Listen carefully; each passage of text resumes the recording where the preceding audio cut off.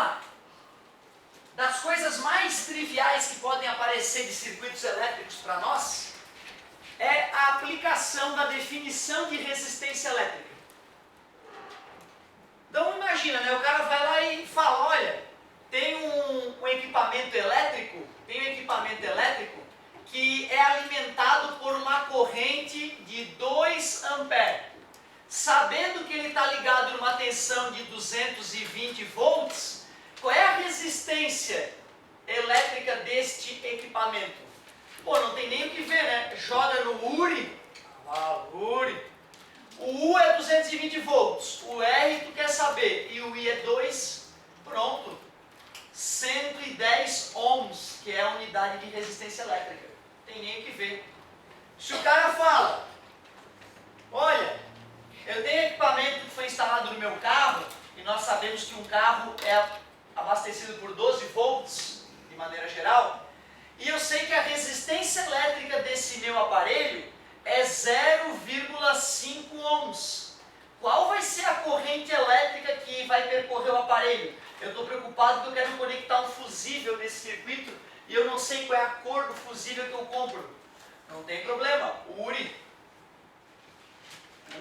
se tu sabe que o U é 12 e sabe que o R é 0,5, calcula o I, pô, que vai dar 24 amperes. Instala um amperímetro, instala um fusível aí de 30 amperes, né? Que se der algum problema no aparelho e entrar em curto, aí vai passar mais que 30 amperes, ele acaba derretendo antes que o carro pegue fogo. Vocês estavam saindo de Blumenau, de Florianópolis, foi para Blumenau. Eu peguei a BR, mas tinha uma fumaça do painel do meu carro, né, cara? E eu atrasado para chegar. Meu Deus, não vou poder parar esse carro agora, né, cara? Desliguei a parte elétrica, a fumaça parou. Vamos no escuro, tá chegando a polícia, ainda mais uma ligadinha, desliga depois, vai embora. Mas tu vê, né? Se tu corta o motivo do curto-circuito, não tem problema nenhum, o carro não pega fogo. Mas se tu não corta, se tu mantém a lâmpada ligada e ela está em curto e o teu fusível não funcionou, tu pode morrer queimado. Não vale a pena, né? Muito importante, responsabilidade ao trocar os disjuntores da casa. Não é só trocar o disjuntor, cara, tem que trocar a fiação toda. A menos que a fiação já instalada, né, suporte uma carga maior. Última opção, cria aí para mim o terceiro exemplo. Tem lá o circuitinho elétrico, o que ele forneceu, o que ele pediu.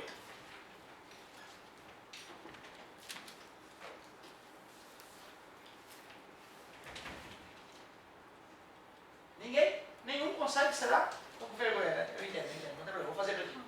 Ó, eu tenho uma resistência de 25 ohms, percorrido por uma corrente elétrica de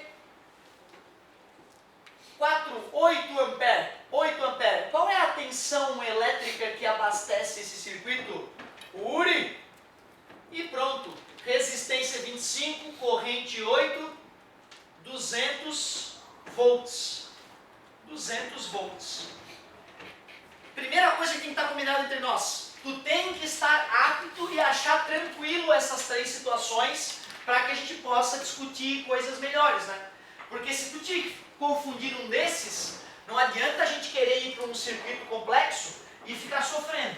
A gente tem que dominar isso aí, tem que fazer uma meia dúzia aí só para garantir que esses circuitos elétricos mais simples tu já resolveu. Só usando a definição de resistência elétrica. Outra coisa que ainda eu acho que aparece nessa segunda aula de Física C, ele já fala de segunda lei de Ohm também, né? É isso aí, que é o que a gente quer para agora. Além de ter descoberto a relação de proporcionalidade entre corrente elétrica e tensão elétrica para resistores ômicos, outra contribuição muito importante do Ohm é a segunda lei de Ohm. Ele percebia, o Ohm, que fios diferentes apresentavam resistências elétricas diferentes, condutores elétricos distintos apresentavam resistências elétricas distintas. E ele começou a investigar o quanto o comprimento de um fio interferia na sua resistência elétrica, o quanto que a espessura de um fio, a área da seção do fio, interferia na resistência elétrica. e também como que o material interferia na resistência elétrica. Imagina, né? Se tu tem equipamento chamado ohmímetro, se tu dispõe de um equipamento chamado ohmímetro, ou seja, o cara que mede resistência elétrica, não vai ser difícil. Porque, por exemplo, tu vai lá e mede a resistência elétrica desse fio, dobra o tamanho dele e mede de novo a resistência elétrica.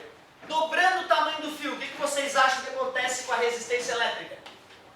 Ela dobra. Ou seja, o comprimento do fio é diretamente proporcional à resistência elétrica. Por isso que o comprimento vai vir na parte superior da fórmula. E se eu deixar o fio mais grosso, tu acha que a corrente elétrica aumenta ou diminui para uma mesma tensão? Ou tu acha que a resistência elétrica do fio aumenta ou diminui para um fio mais espesso? Diminui. Tu tem que entender o seguinte, ó, que um fio condutor, o elétron vai ser transferido de átomo a átomo. Então o átomo tem que pegar o elétron do cara de trás e passar para o cara da frente. Pegar o cara de trás e passar para o cara da frente. Qual é o fio mais fino que existe? É o fio feito de uma fila indiana de átomos. Se eu pegar um átomo e colocar do lado do outro, fazer uma fila indiana de átomos, é o fio mais fino que existe. Se eu faço um fio com o dobro da espessura, com duas filas indianas de átomos, eu tenho o dobro de agentes transportadores de carga, capaz de fazer elétrons passar para o cara da frente. E isso faz com que a resistência elétrica caia pela metade. Certo? É uma maneira atômica, né, de poder entender por que aumentando a espessura do fio, eu diminuo a resistência elétrica na mesma proporção. O dobro de área da seção reta, a resistência elétrica cai pela metade. Só que o material interfere. Um fio de alumínio com a mesma geometria de um fio de cobre vão apresentar resistências elétricas diferentes. Os estudiosos resolveram representar a característica do material com uma letra grega chamada Rho, que vai representar a resistividade do material. Esta relação matemática, que nos permite achar a resistência elétrica de condutores, é chamada de segunda lei de Ohm. Tens que saber o nome dos caras ali. O R tu já sabe, né? É a resistência elétrica, como foi dito anteriormente. Não custa anotar, né? Tensão, intensidade de corrente elétrica, já foi tema da aula anterior. Aqui, resistência elétrica, L é o comprimento do condutor, comprimento. A é área da seção. E Rho é a resistividade. Não custa comentar, cara, que se existe resistência elétrica, deve existir o inverso dela, que é a condutância. Condutância elétrica, pessoal, é o inverso da resistência, chamado de G geralmente. É U sobre R. Não custa, né, citar que existe. E se existe a resistividade, existe a condutividade, que vai ser o inverso da resistividade. A condutividade, que a gente pode representar por um Czinho, é o 1 sobre Rho. Isso, então, geralmente o postulado positivo traz isso, mas eu não sei se é nessa ou numa outra situação que ele vai acabar comentando esse detalhe. De repente, para encerrar a aula, valeria a gente fazer um exemplo de aplicação da segunda lei de Ohm, que é muito clássico.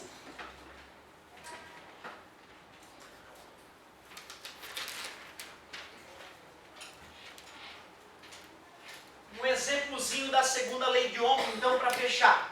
O clássico é o seguinte, ó. Ele vai lá e diz que tem um fio de comprimento L e raio R feito de um certo material. Aí ele pega esse fio, dobra o raio, faz o fio ficar mais grosso, 2R, e faz o fio ficar maior, ficar 3 vezes maior, 3L. Aí ele fala, se a resistência original era R, quanto é a nova resistência R' do fio? O que aconteceu com a resistência do fio? Se nós fôssemos calcular a resistência do fio original, o Rho eu tenho que supor que são iguais, senão não tem como resolver. O comprimento era L. E se ele falou que o fio tinha um raio R, eu já suponho que a seção do fio é redondinha. E a área de algo redondo é πr².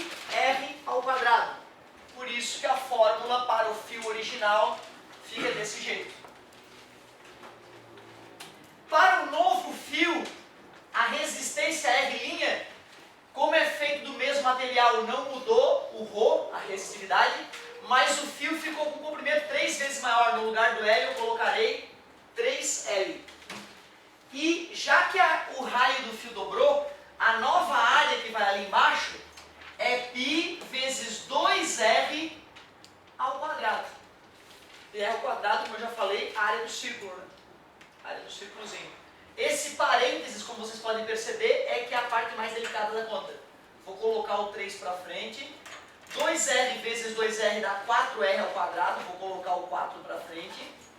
E se tu for perceber, ρ vezes L sobre πr ao quadrado está presente nessa parte da fórmula. Ó.